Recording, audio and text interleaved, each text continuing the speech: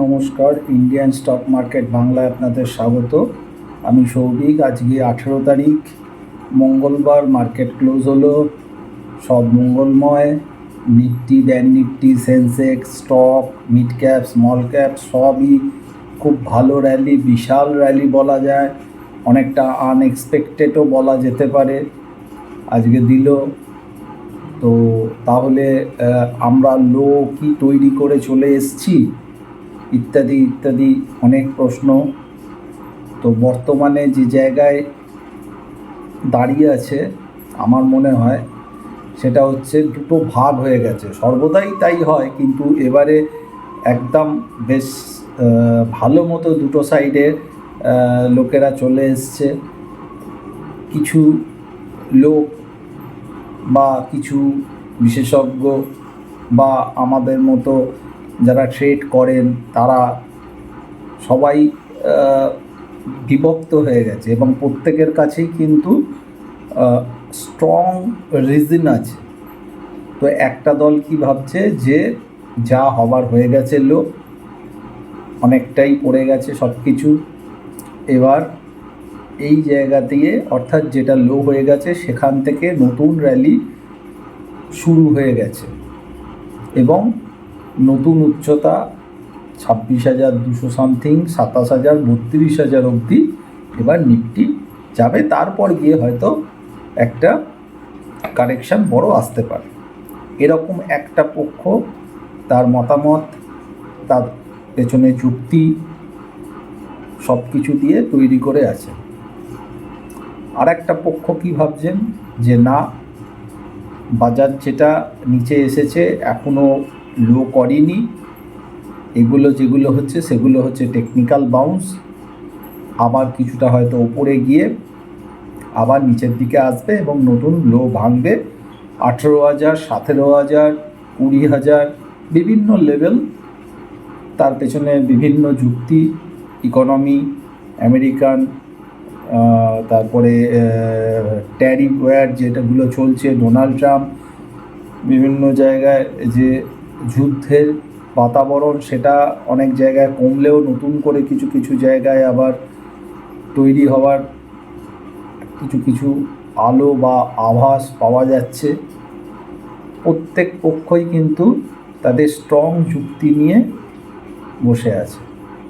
তো এর মাঝখানে কি হচ্ছে, 4-5 দিনে 7 দিন প্রায় নিফটিটাকে একটা রেঞ্জের মধ্যে রেখে দিয়ে আজকে রেঞ্জটাকে ভাঙল এবং টোটাল আজকে যা হয়েছে তার মধ্যে বেশিরভাগ শর্ট কভারিং, অর্থাৎ একটা আনএক্সপেক্টেড র্যালি যেটা 20 EM এর কাছে এসে দাঁড়িয়েছিল 22,600, সেটা একটা ভালো রেজিস্ট্যান্স ছিল।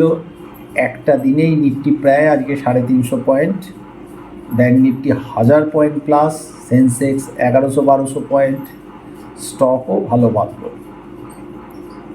তাহলে এই মুভমেন্টটা কোথাও অবধি যেতে পারে বা আমি কোন দিকে আছি সেটা আমি লাস্টে বলব। এখানে প্রত্যেকেই প্রত্যেকের নিজস্ব যুক্তি নিয়েই কাজ করেন, যারা ট্রেড করেন প্রত্যেকে তাদের যুক্তি নিয়েই কাজ করেন, তার জন্যই বাই এবং সেল দুটোই হয়। তো আমার যুক্তি বা আমি কী ভাবছি বা আমি কি মনে করছি সেটা তো লাস্টে বলবো। তার আগে যে জায়গাগুলো আপাতত আজকে ক্লোজ হয়ে দাঁড়িয়ে আছে সেটা 22,834 ক্লোজ হলো। এটা অ্যাভারেজ ট্রেড ফেড হয়ে যাওয়ার পর সেটেলমেন্ট হয়ে গেছে, তারপর দেখাচ্ছে 22,834, সম্ভবত লাস্টে মনে হয় 22,845, 46 বা 42, হ্যাঁ এরকমই একটা জায়গায় হয়েছে। আর ব্যাংক নিফটি 49,314 এখানে ক্লোজ হলো। তো এই জায়গা থেকে একটা জিনিস যেটা পরিষ্কার বোঝা যাচ্ছে যে এখনও যে সিস্টেমে শর্ট আছে সেই শর্টটাকে আরও মারার জন্য আমার মনে হচ্ছে মার্কেট প্রস্তুত, এবং কেউ এক্সপেক্ট করেনি যে 23,000 হয়তো দেখিয়ে দেবে 2-3 দিনের মধ্যে। কেউই সেরকম, মানে যে লং করেছিল সেও হয়তো এক্সপেক্ট করেনি। সে হয়তো ভেবেছিল যে এই মাসের লাস্টে অর্থাৎ 27 তারিখ আমাদের যে এক্সপায়ারি আছে তার মধ্যে আসলেও আসতে পারে, কিন্তু এই 2-3 দিনের মধ্যে 23,000 দেখিয়ে দিতে পারে, এই এতটা এক্সপেকটেশন মনে হয় যারা মানে বড় কল বা লং করে বসেছিল তাদেরও ছিল বলে আমার মনে হয় না। তো যাই হোক, এটাই মার্কেট, বিভিন্নভাবে মার্কেট পরিচালিত হয়। ওই জন্য বলি যে যখন আমরা এখানে ডিসকাশান করি তখন মার্কেট ক্লোজের পর অর্থাৎ পোস্টমর্টম করি। পোস্টমর্টম করাটা খুব সহজ কাজ, কিন্তু মার্কেট আওয়ার্সে ডিসিশান নেওয়া এবং সেই ডিসিশান ধরে সেগুলোকে বসে থাকা বা অ্যানালিসিস করা, সেগুলো কিন্তু আকাশ আর পাতাল। তো যাই হোক, মার্কেটের যে কন্ডিশন তাতে দেখে আমার ধারণা যে আজকে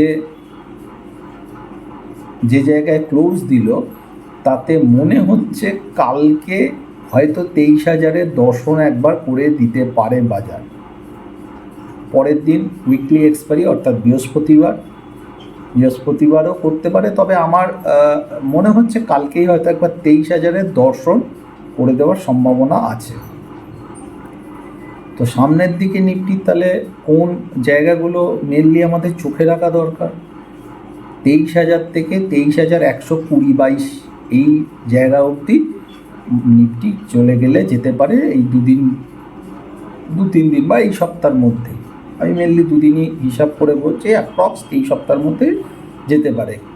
ওখানে কিন্তু একটা বড় রেজিস্ট্যান্স দাঁড়িয়ে আছে, যেটা একটা ট্রেল লাইন যদি ড্র করেন দেখবেন ট্রেল লাইনটা কিন্তু 23,120-22-24 যাই ওই জায়গায় একটা ট্রেল লাইন আসছে।